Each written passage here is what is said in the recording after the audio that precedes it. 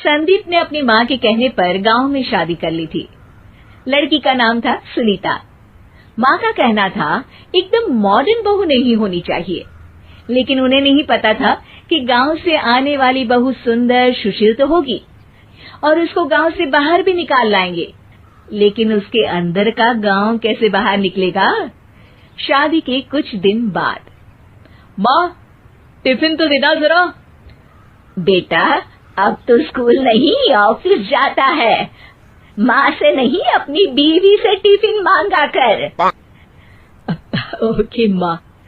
Sunita tiffin ले आओ। जी लो tiffin, इसके अंदर पिस्ता डाल दिया है। पिस्ता? पिस्ता क्यों? सास जी ने बोला था ना कि आपको पिस्ता बहुत पसंद है।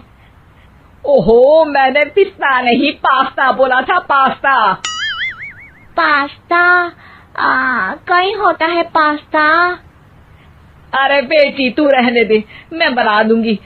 अच्छा किया कि पाव भाजी बनाने का नहीं बोला, वरना किसी के पाव बना देती है।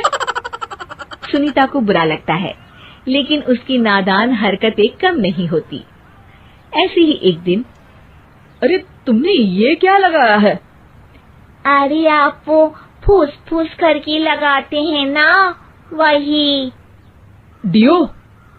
का दियो? किसको दियो? अरे वही ना जिससे खुशबू आती है। हाँ हाँ सही पकड़े हैं। अच्छा लेकर तो आना। कौन सा डियो लगाया तुमने? अभी लेकर आते हैं जी। संदीप की बात मानकर सुनीता अंदर से खुशबू वाला फुसफुस लेकर आती है। ओएमजी! ओएमजी मतलब ओ माय गणेश ना। अरे ओएमजी छोड़ो, और ये खुशबू वाला फुसफुस की बात कर रही थी तुम? हाँ इसी की, फिर से सही पकड़े हैं। अरे देवी, लेकिन आप सही नहीं पकड़े हैं, ये डियो नहीं है। डियो नहीं है तो क्या लियो है? अरे ये रूम फ्रेशनर है, जिसको कमरे में छिड़कते हैं, खुद पर नहीं। कोई बात नहीं, माँ कहती थी आत्मा किराएदार है, शरीर एक किराए का कर्म। हम शरीर पे ये डाल लिए तो क्या फर्क पड़ जाएगा। अरे बहू, ओ बहू, मेरे लिए फल तो ले आ, फिर मैं बाजार जाऊंगी। सुनीता अपनी सास के लिए फल लेकर आती है। अरे बेटा, पपीता, तरबूज और सेब फल ऐसे कैसे खा लूं? काट कर तो ले आ। माँ जी, मेरे गांव में तो खेत से उठा के सीधा खा लेते हैं। अरे ये तेरा गांव नहीं है ना। अरे संदीप, तू ही कुछ समझा देना इसको बेटा। मैं कैसे समझाऊं माँ, ये तो माइक्रोवेव को भी भट्टी बोलती है।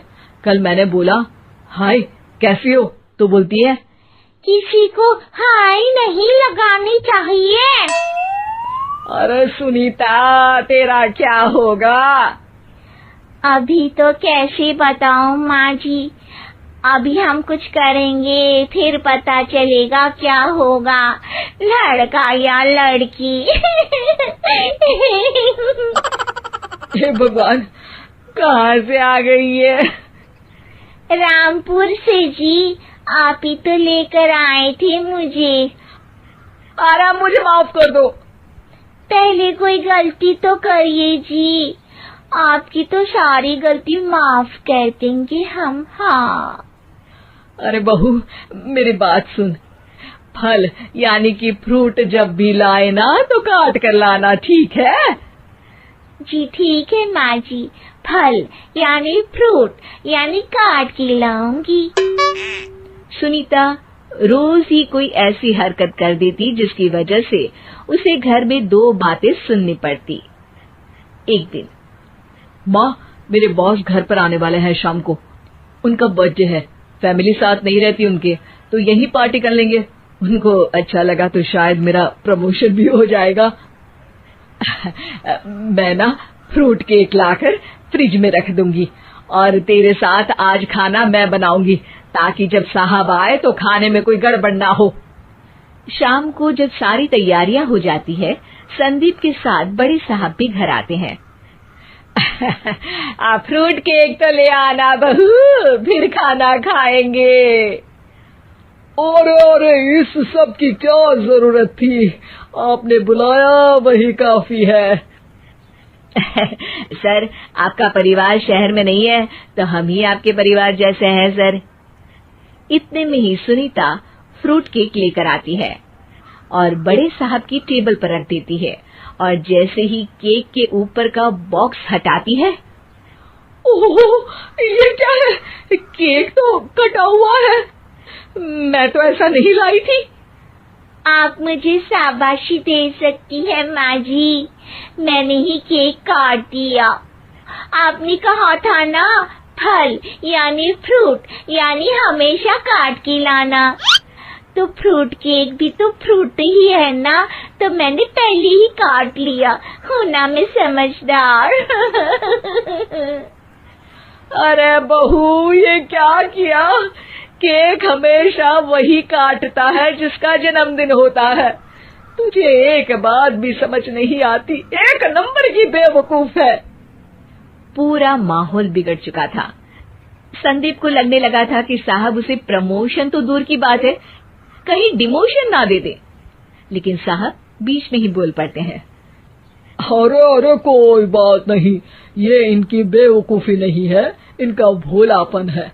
बेटा आप कहाँ से हो? ये इनकी बेवकूफी नहीं है, इनका भोलापन है। बेटा आप कहाँ से हो? रामपुर गांव से। अरे वाह, गांव से? फिर तो आपके गांव में ताजे फल और सब्जियां मिलते होंगे। हाँ, सही पकड़े हैं। हम तो काटते भी नहीं, सीधा खा लेते हैं। मैं ना एक बार तुम्हारे गांव घूमने जरूर चलूंगा। क्यों संदीप, ले चलोगे ना? मुझे गांव घूमना बहुत पसंद है। बस फिर क्या था, संदीप और सास दोनों खुश हो गए, क्योंकि साहब को सुनीता ने गांव की बात करके खुश कर दिया था। अब संदीप का प्रमोशन पक्का था। शिक्षा, कभी भी किसी भी गलती पर घबराना नहीं चाहिए।